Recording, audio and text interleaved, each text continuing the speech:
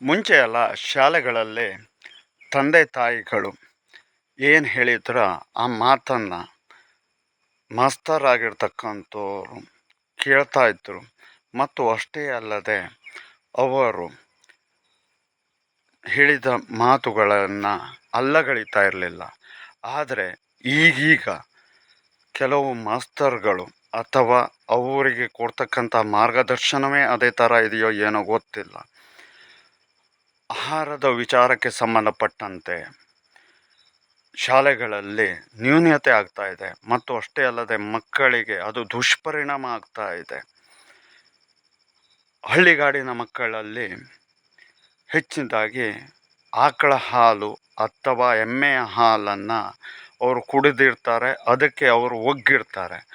ಅಂಥವರಿಗೆ ಆರೋಗ್ಯದಲ್ಲಿ ಮಿಶ್ರಣವಾಗಿರ್ತಕ್ಕಂಥ ಹಾಲು ಕೊಟ್ಟಾಗ ಅವರಲ್ಲಿ ಆರೋಗ್ಯದ ಸಮಸ್ಯೆ ಇರತಕ್ಕಂಥದ್ದು ಕಂಡು ಬರ್ತಾ ಇರತಕ್ಕಂಥದ್ದು ಮತ್ತು ಅಷ್ಟೇ ಅಲ್ಲದೆ ಹೊಟ್ಟೆ ನೋವಿನ ಸಮಸ್ಯೆ, ಆನಂತರದಲ್ಲಿ ಚಿಕ್ಕದಾದಂತಹ 5-10 ವರ್ಷದ 11 ವರ್ಷದ ಇಂತಹ ಮಕ್ಕಳಲ್ಲಿ ಉರುಮೂತ್ರದಂತಹ ಸಮಸ್ಯೆ, ಆನಂತರದಲ್ಲಿ ತಿಂದ ಆಹಾರ ಜೀರ್ಣವಾಗದ ಸಮಸ್ಯೆ, ಇದು ಮೇಲಿನ ಮೇಲಾಗಿ ಉಂಟಾಗ್ತಾ ಇರೋದು ಕಂಡುಬಂದು ಅಂತಹ ವ್ಯಕ್ತಿಗಳಿಗೆ ಅದನ್ನು 4 ದಿವಸ ತಪ್ಪಿಸಿದ ನಂತರದಲ್ಲಿ ಅವರು ಚೆನ್ನಾಗಿದ್ದದ್ದು ಕಂಡುಬಂದು ಅದನ್ನು ಕೊಡಬೇಡಿ ಅಂತ ಹೇಳುವುದಾಗಿ ತಿಳಿಸಿದರೆ, ಡಾಕ್ಟರಿಂದ ಸರ್ಟಿಫಿಕೇಟನ್ನು ತಗೊಬನ್ನಿ, ಹಾಗೆ ಮಾಡಿ ಹೀಗೆ ಮಾಡಿ ಅಂತ ಹೇಳ್ತಕ್ಕಂತಹ ಉದ್ದಟತನದ ಮಾತುಗಳನ್ನು ಶಿಕ್ಷಕರು ಆಡ್ತಾ ಇರ್ತಕ್ಕಂಥದ್ದು.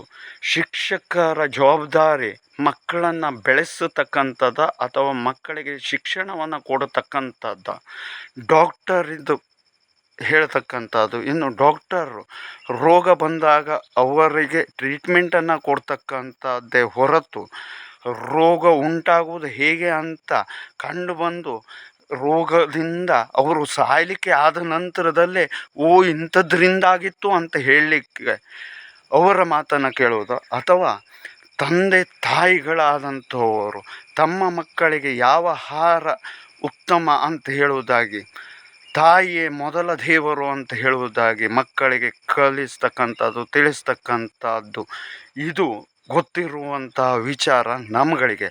ಆದರೆ ಈಗಿನ ಶಿಕ್ಷಣದಲ್ಲಿ ಈ ರೀತಿಯಾದಂತಹ ನಡವಳಿಕೆಗಳು ಕಂಡು ಬರ್ತಾ ಇರೋದರಿಂದ ಮಕ್ಕಳಲ್ಲಿ ಅನಾರೋಗ್ಯ ಪೀಡನೆ ಹೇಳ್ತಕ್ಕಂಥದ್ದು ಜಾಸ್ತಿ ಆಗ್ತಾ ಇದೆ ಮತ್ತು ಅಷ್ಟೇ ಅಲ್ಲದೆ ತೊಂದರೆಗೆ ಒಳಗಾಗ್ತಾ ಇದ್ದಾರೆ.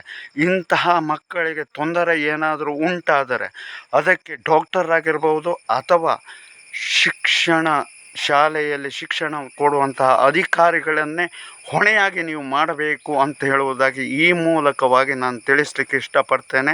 ಎಚ್ಚೆತ್ತುಕೊಳ್ಳಿ.